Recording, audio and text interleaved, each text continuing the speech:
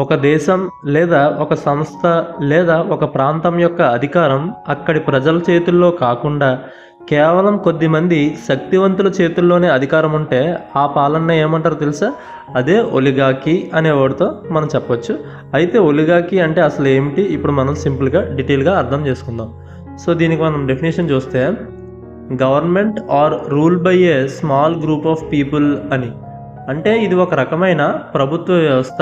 అయితే దేశాన్ని ఒకే వ్యక్తి రాజు కాకుండా చిన్న సమూహం, అంటే కొందరు ధనవంతులు, సైనిక అధికారులు లేదా రాజకీయ నాయకులు లేదా శక్తివంతులు వీళ్ళు పాలిస్తారనమాట. అంటే సింపుల్గా చెప్పాలంటే కొద్ది మంది వ్యక్తులు మాత్రమే పాలించే విధానాన్ని ఈ ఒలిగార్కీ అనే వర్డ్తో మనం చెప్పొచ్చు. ఈ కొద్ది మంది ఎవరు కావచ్చు అంటే ధనవంతులు అవ్వచ్చు, లేదంటే పెద్ద వ్యాపారవేత్తలు అయి ఉండొచ్చు, లేదంటే రాజకీయంగా బలంగా ఉన్న వాళ్ళు అయి ఉండొచ్చు, లేదంటే ఒకే కుటుంబానికి చెందిన వాళ్ళు కూడా అయి ఉండొచ్చు.